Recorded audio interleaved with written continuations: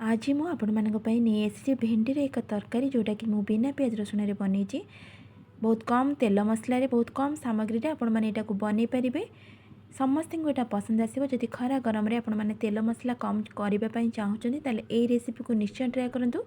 Video को skip न करी पूरा संपूर्ण देखंतु। नमस्कार दर्शक बंधु आपण मानक इप्सिता किचन अनेक अनेक स्वागत। तेज चलतु आउ डेरी नक आज रेसिपी को स्टार्ट करवा। एथिपाई देखंतु मु एठी 250 ग्राम भेंडी को भलसे धोईकी गोटे कटन कपड़े पोछिकी नहीं चारोटी मीडियम साइज आलू को नहीं चोपा छोड़ेकी एबे भेंडी को काटी नबा। आपण माने मन रखंतु भेंडी को सब बेले धोईकी ही काटिबे, काटिके आ धोइबे नहीं नले नाळ हो जिवो। एबे देखंतु भेंडी को सब मु काटी नेली जेहेतु छोट भेंडी गोटे गोटे पीस करी नेली आ जोटा बड़ थिला ताकू 2 पीस करी नेली। आलू को मध्य लंबा लंबा करके काटी नउची। आपण मैंने क्यूब साइज काटी पारिबे किंतु एमती काटिले ही तरकारी देखिबा पई बहुत ही बढ़िया लागिबो। एबे देखंतु आलू को मु एमती ही काटी नउची, बेसी पतला करिवे नहीं।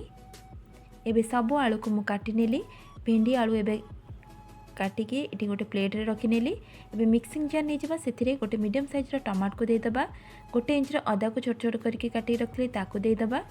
ताकू भला से पेस्ट करी नै आसबा। एबे देखंतु पेस्ट करके नै आसिली। ये देखो गोटे सुखिला लंका 2टी कंचा लंका को मझुर चिरिक नहीं गोटे चम्मच जीरा और 10 ରୁ 12टी मेथी को नहीं। मेथी बेसी नेबे नहीं, अल्प ही नेबे। एबे गोटे छोट बाउल नहीं जाबा सेतिरे हाफ चम्मच जीरा पाउडर, गोटे बड़ चम्मच धनिया पाउडर, हाफ चम्मच हळदी powder, 1 tablespoon Kashmiri red chili powder तरकारी कलर भल आसापी ताको एबे अल्प पानी देकी भल से मिसई नेबा। गुंडा मसला को एमती पानी देकी भल से मिसई नेले तरकारी टेक्सचरटा भल आसब। एबे देखंतु गैस रे कड़ाई बसई से तेल को दे दोची। तेल गरम हो गला से भेंडी को प्रथमे भाजी नबा। हाफ टेबल स्पून हळदी को दे देले, अल्प लूण को दे देकी ताको एबे भल से मिसई नबा। देखंतु भल से मिसई नेकी गैस रे फ्लेम को मीडियम रे रखिथिबे। एबे भल से मिसई सल्ला परे ताको कवर करी नउची 5 मिनिट पर्यंत।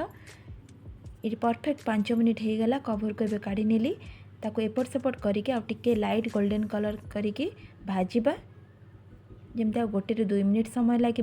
ये देखो भेंडीर कलर पूरा चेंज हो गला। भेंडी भी एबे भाजी हो गला। एतिकी ही भाजबे ताको एबे आमे प्लेट को काढ़ी नबा। ये देखो भेंडी को सब को मुझे काढ़ी नेली। सेम कड़ाई रे आमे तेल को दे दबा। ये तेल को दे सारा पर तेल टिके गरम होबा पई छाड़ दबा। सेतिरे सुखिला लंका, कंचा लंका, जीरा एवं मेथी को देकी ताको किछि समय पई भाजी नबा। ये देखंतु भल से सब भाजी हो गला।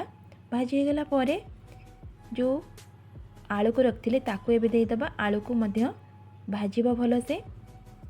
आलू को भल से भाजी सारा परे आमे ताको 2 ରୁ 3 मिनिट पर्यंत टिके कवर करि नेबा। ये देखंतु 3 मिनिट परे कवर को काढ़ी नेली जहाँद्वारा कि आलू टिके जल्दी सिझी जिवो। आलू को काढ़ी सारा परे ताको पुणी आउ टिके 2 मिनिट पर्यंत भाजीबा। आलू जमती ये 60% पूरा सिझीଯିव।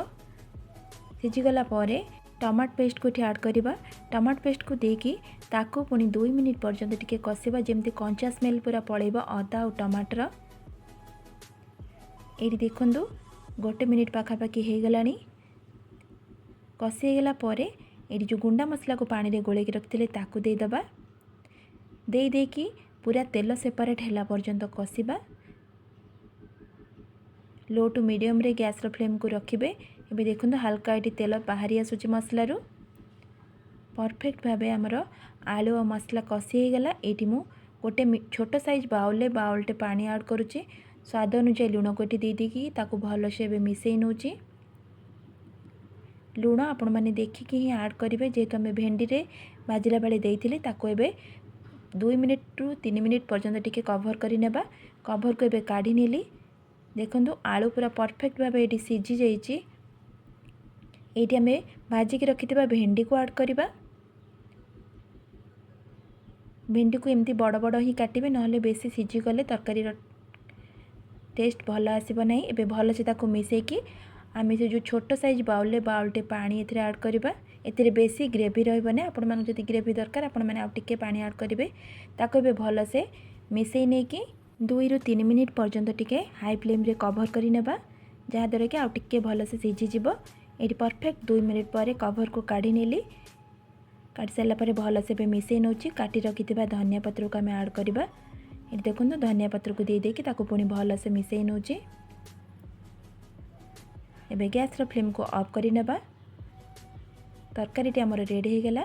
ताहले दर्शक बंधु आपण मैंने देखिले केमती सहज उपाय कम सामग्री रे कम तेल मसला मुझे भेंडी तरकारी को बने नेली। आपण मैंने निश्चय बनइबे। रुटी भात सबुथिरे एटा खाइबा पई बहुत ही बढ़िया लागिबो। जदि आपण मानको आज वीडियोटी भल लागिथिबो प्लीज गोटे लाइक कर नेबे। एमती सहज नुआ नुआ रेसिपी देखिबा पई मो चैनल को सब्सक्राइब करबा को बिल्कुल भूलिबा नहीं। आज पई रहुची। नमस्कार। जय जगन्नाथ।